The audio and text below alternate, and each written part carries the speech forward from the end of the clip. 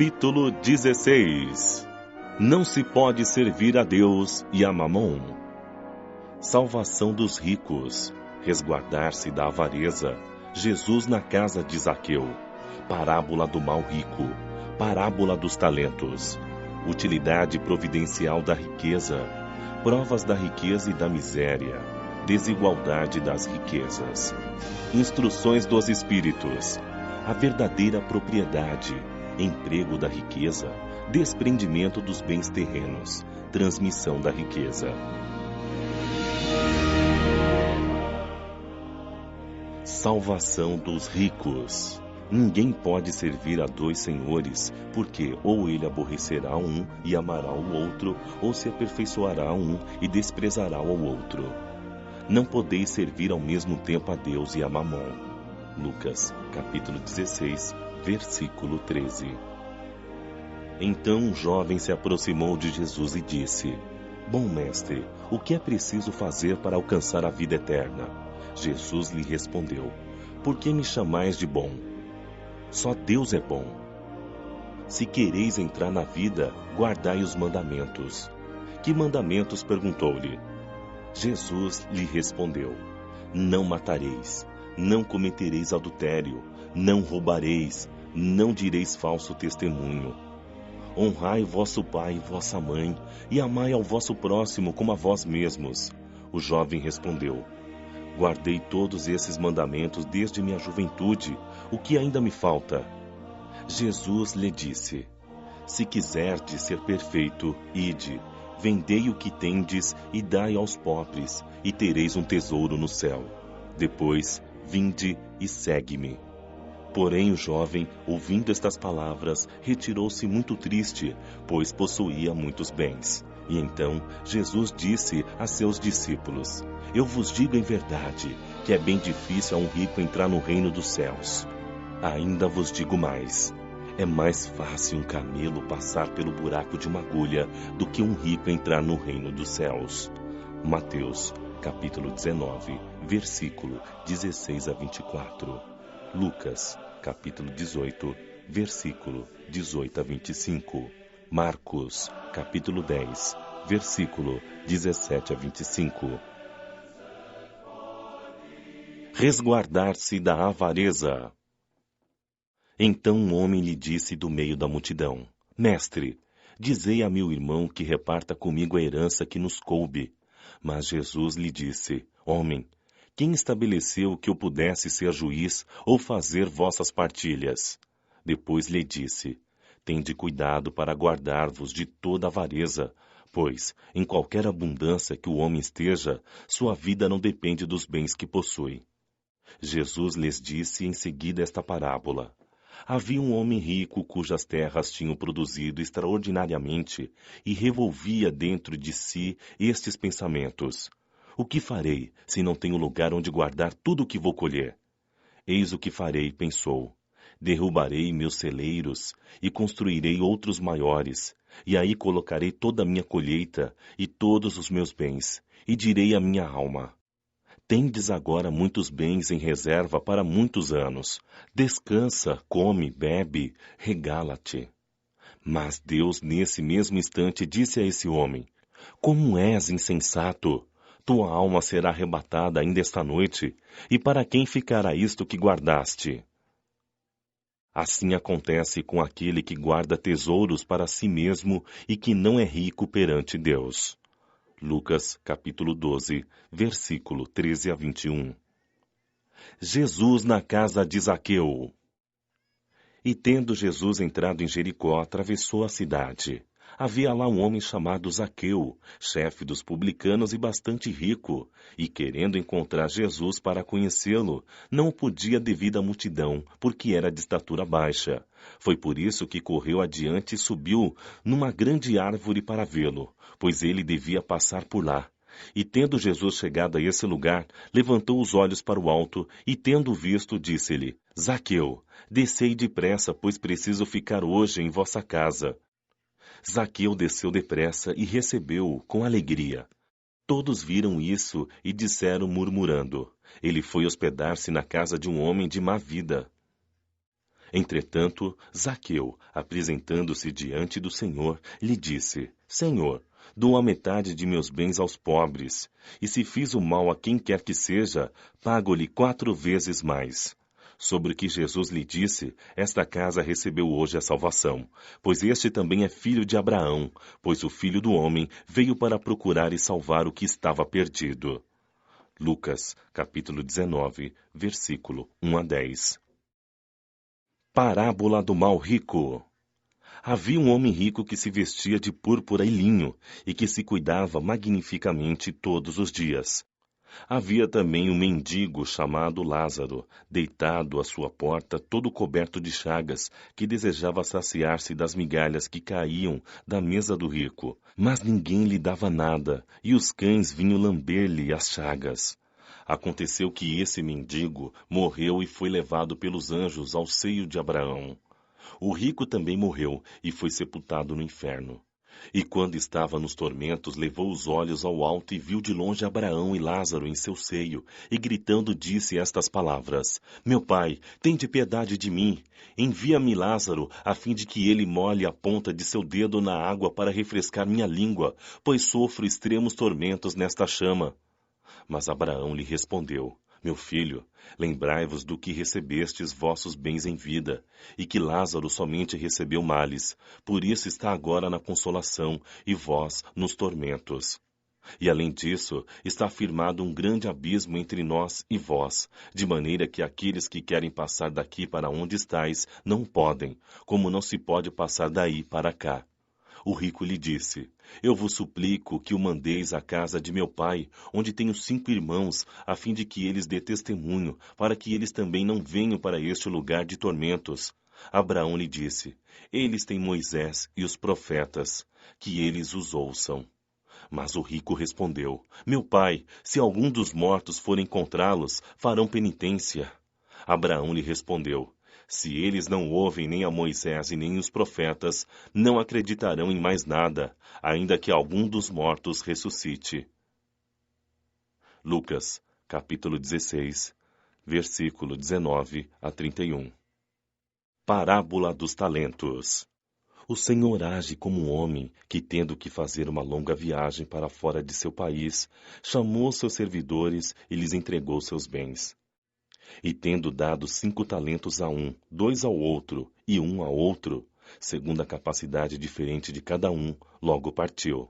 Aquele, pois, que havia recebido 5 talentos, foi-se embora, negociou esse dinheiro e ganhou outros 5. Aquele que havia recebido 2, ganhou da mesma forma outros 2. Mas aquele que havia recebido apenas 1, cavou um buraco na terra e lá guardou o dinheiro do seu amo. Muito tempo depois, tendo o amo voltado, chamou os seus servidores para que lhes prestassem contas. E aquele que havia recebido 5 talentos veio e apresentou-lhe outros 5, dizendo-lhe: Senhor, vós me colocastes 5 talentos nas mãos, e tendes aqui mais outros 5 que ganhei. O amo respondeu-lhe: Bom e fiel servidor, porque fostes fiel com pouca coisa, dar-vos-ei muitas outras, entrai no gozo de vosso Senhor.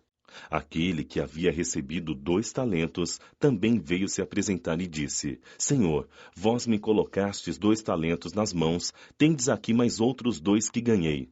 E o amo respondeu-lhe: Bom e fiel servidor, porque fostes fiel com pouca coisa, dar-vos-ei muitas outras, entrai no gozo de vosso Senhor.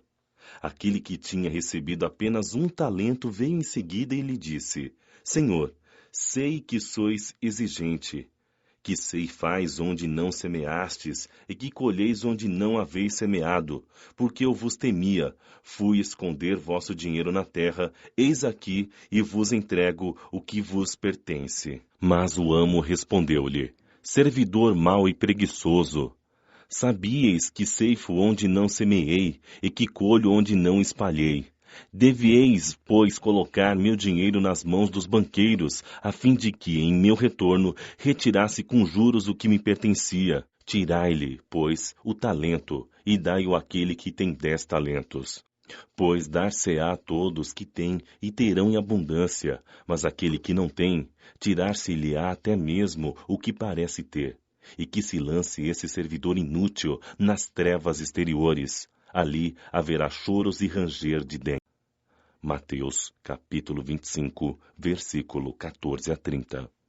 Utilidade providencial da riqueza. Provas da riqueza e da miséria. A riqueza se tornaria um obstáculo absoluto à salvação daqueles que a possuem se interpretarmos ao pé da letra certas palavras de Jesus e não procurarmos entender o seu sentido. Deus, que o distribuiu, teria colocado nas mãos de alguns um meio inevitável de perdição, pensamento que contraria a razão. A riqueza é, sem dúvida, uma prova bastante arriscada, mais perigosa do que a miséria, em virtude das excitações, das tentações que oferece e da fascinação que exerce. É o supremo excitante do orgulho, do egoísmo e da vida sensual. É o laço mais forte que prende o homem à terra e desvia seus pensamentos do céu. Causa tamanha perturbação que se vê, frequentemente, aquele que passa da miséria à fortuna esquecer-se depressa da sua condição anterior, daqueles que foram seus companheiros, que o ajudaram, tornando-se insensível, egoísta e fútil. Mas, embora a riqueza dificulte o caminho, não significa que o torne impossível e não possa vir a ser até um meio de salvação nas mãos daquele que dela sabe fazer bom uso, tal como certos venenos que restabelecem a saúde, quando empregados apropriadamente e com equilíbrio. Quando Jesus responde ao jovem que o interrogava sobre os meios de alcançar a vida eterna, desfazei-vos de todos os vossos bens e segue-me. Não pretendia estabelecer como condição absoluta que cada um deva se desfazer do que possui e que a salvação só se consegue a esse preço, mas mostrar que o amor possessivo aos bens terrenos é um obstáculo à salvação. Aquele jovem, de fato, julgava-se quite com a lei, porque havia cumprido certos mandamentos e, no entanto, recua perante a ideia de abandonar seus bens. Seu desejo de alcançar a vida eterna não ia até ao sacrifício de desfazer-se do que possuía. A proposta de Jesus era uma questão decisiva para esclarecer o pensamento do jovem. Ele podia, sem dúvida, ser um padrão de homem honesto perante o mundo, não fazer o mal a ninguém, não maldizer seu próximo, não ser nem leviano, fútil ou orgulhoso, honrar seu pai e sua mãe, mas não possuía a verdadeira caridade, pois sua virtude não chegava até a renúncia em favor do próximo. O que Jesus quis demonstrar era uma aplicação do princípio: fora da caridade não há salvação. A consequência destas palavras, se consideradas ao pé da letra, em seu exato sentido, seria a abolição da riqueza por ser prejudicial à felicidade futura e como causa de incontáveis males na terra. Seria também a condenação do trabalho que a pode conquistar. Isto seria um absurdo, uma vez que reconduziria o homem à vida selvagem e que estaria em contradição com a lei do progresso, que é uma lei de Deus. Se a riqueza é a fonte de muitos males, se provoca tantas más paixões e tantos crimes, não é a ela que devemos culpar, e sim ao homem que dela abusa, como abusa de todos os dons que Deus lhe dá. Esse abuso torna ruim o que lhe poderia ser útil. É a consequência do estado de inferioridade do mundo terreno. Se a riqueza devesse apenas produzir o mal, Deus não a colocaria na terra. Cabe ao homem fazer dela surgir o bem. Se ela não é um elemento direto do progresso moral, é, sem constatação, um poderoso elemento de progresso intelectual. De fato, o homem tem por missão trabalhar para o melhoramento material da terra, deve desbravá-la, prepará-la e saneá-la para um dia receber toda a população que sua extensão comporta. Para alimentar toda essa população que cresce sem cessar, é preciso aumentar sua produção. Se a produção de uma região é insuficiente, é preciso procurá-la fora. Por isso mesmo, as relações entre os povos tornam-se uma necessidade. Para facilitá-las, é preciso destruir os obstáculos materiais que as separam e tornar as comunicações mais rápidas. Para os trabalhos das gerações que se realizam no decorrer dos séculos, o homem teve de extrair materiais das próprias entranhas da terra, procurou na ciência os meios de executá-los, mais segura e rapidamente, mas para fazê-los cumprir necessitava de recursos. A necessidade fez com que criasse a riqueza, assim como ela o fez descobrir a ciência. A atividade exigida para esses mesmos trabalhos aumenta e desenvolve sua inteligência. Essa inteligência, que ele a princípio concentra na satisfação das necessidades materiais, o ajudará mais tarde a compreender as grandes verdades morais.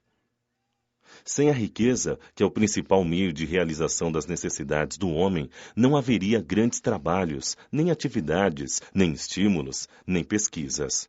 É, com razão, que ela é considerada um elemento de progresso. Desigualdade das riquezas. A desigualdade das riquezas é um desses problemas que se procura resolver em vão, desde que se considere apenas a vida atual. A principal questão que se apresenta é esta: por que todos os homens não são igualmente ricos? Eles não são por uma razão muito simples, porque não são igualmente inteligentes, ativos e laboriosos para adquirir, nem moderados e previdentes para conservar. Está matematicamente demonstrado que se a riqueza fosse igualmente repartida, daria a cada qual uma parte mínima e insuficiente. Supondo-se que essa diferença fosse feita, o equilíbrio seria rompido em pouco tempo pelas diferenças de qualidade e de aptidões de cada um. Que, se isso fosse possível e durável, cada um tendo somente o necessário para viver, resultaria na destruição de todos os grandes trabalhos que contribuem para o progresso e bem-estar da humanidade, que ao supor que ela daria a cada um necessário, não haveria mais o estímulo que impulsiona o homem às grandes descobertas e aos empreendimentos úteis. Se Deus a concentra em certos pontos, é para que dali ela se expanda em quantidade suficiente de acordo com as necessidades. Admitindo-se isto, pergunta-se, por que Deus a dá a pessoas incapazes de fazê-la frutificar para o bem de todos? É novamente uma prova da sabedoria e da bondade de Deus. Dando ao homem o livre-arbítrio, quis que ele chegasse, por sua própria ação, a estabelecer a diferença entre o bem e o mal, de tal forma que a prática do bem fosse o resultado de seus esforços e de sua própria vontade. O homem não deve ser conduzido fatalmente nem ao bem e nem ao mal, porque seria apenas um ser passivo e irresponsável como os animais. A riqueza é um meio de colocá-la à prova moralmente, mas, como ela é, ao mesmo tempo, um poderoso meio de ação para o progresso, Deus não quer que ela fique por muito tempo improdutiva, e eis por que a transferem incessantemente. Cada qual deve possuí-la para aprender a utilizá-la e demonstrar que uso dela saberá fazer. Mas há uma impossibilidade material de que todos a possuam ao mesmo tempo. Se todas as pessoas a possuíssem, ninguém trabalharia e o melhoramento da terra sofreria com isso. Essa é a razão de cada um a possuir por sua vez. Desta maneira, aquele que hoje não a tem, já a teve ou a terá em uma outra existência, e outro que a tem agora poderá não ter mais amanhã. Há ricos e pobres porque Deus, sendo justo como é, determina cada um trabalhar por sua vez. A pobreza é para uns a prova de paciência e resignação, a riqueza é para outros a prova de caridade e abnegação. Lamenta-se com razão o péssimo uso que algumas pessoas fazem de suas riquezas, as vergonhas, paixões que a cobiça desperta, e pergunta-se: Deus é justo ao dar a riqueza a tais pessoas? É claro que se o homem tivesse apenas uma existência, nada justificaria tal repartição dos bens da terra. Entretanto, se em vez de limitar sua visão à vida presente, considerar o conjunto das existências, vê que tudo se equilibra com justiça. Assim, o pobre não tem motivos para acusar a providência, nem de invejar os ricos, e nem estes têm motivos para vangloriar-se dos que possuem. Se abusam da riqueza, não será nem com decretos, nem com leis que limitem o supérfluo e o luxo que se poderá remediar o mal. As leis podem momentaneamente modificar o exterior, mas não o coração. Eis porque essas leis têm apenas uma duração temporária e são sempre seguidas de uma reação desenfreada. A origem do mal está no egoísmo e no orgulho. Os abusos de toda espécie cessarão por si mesmos quando os homens deixarem-se reger pela lei da caridade. Instruções dos Espíritos. A verdadeira propriedade. Pascoal, Genebra, 1860. Verdadeiramente o homem só possui como seu aquilo que pode levar deste mundo. Do que encontra ao chegar e do que deixa ao partir, desfruta durante sua permanência na terra. Mas forçado, que é abandonar tudo, tem apenas o usufruto e não a posse real. O que é, afinal, que ele possui? Nada do que se destina ao uso do corpo e de tudo que se refere ao uso da alma. A inteligência, os conhecimentos, as qualidades morais. Isso é que traz e o que leva, e que ninguém tem o poder que servirá a ele no outro mundo muito mais do que neste. Dependerá dele ser mais rico em sua partida do que quando chegou, visto que, do que tiver adquirido em bens morais, resultará a sua posição futura. Quando o homem viaja para um país distante, arruma sua bagagem de acordo com o uso daquele país. Não carrega o que lhe será inútil. Fazei, pois, o mesmo em relação à vida futura e fazei provisões de tudo que poderá vos servir lá. Ao viajante que chega a uma estalagem é dado um bom alojamento, se puder pagar. Aquele que tem pouca coisa é dado um pior, quanto aquele que nada tem é deixado ao relento. Assim acontece ao homem quando chega no mundo dos espíritos. O lugar para onde irá depende de suas posses, mas não com o ouro que pode pagar. Ninguém irá perguntar-lhe quanto tinhas na terra, que posição ocupavas, eras príncipe ou operário. Mas pergunta: o que trazes?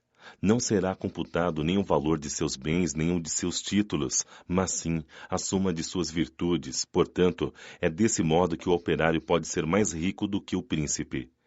Em vão alegará o homem que antes de sua partida pagou sua entrada no outro mundo com ouro, pois terá como resposta: os lugares daqui não são comprados, são obtidos pelo bem que se fez. Com a moeda terrestre, pudestes comprar campos, casas, palácios. Aqui tudo é pago com as qualidades da alma. És rico dessas qualidades?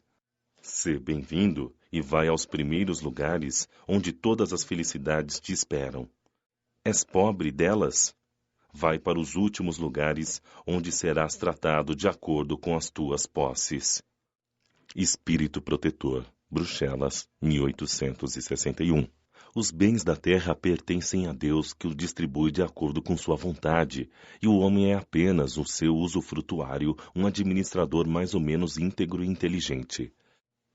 Tanto assim é que não constituem esses bens propriedade individual do homem e que Deus frequentemente frustra todas as previsões e a riqueza escapa daquele que acredita possuí-la por direito. Podeis pensar que isso se compreende em relação aos bens hereditários, mas que não ocorre o mesmo em relação à riqueza que o homem adquiriu por seu trabalho.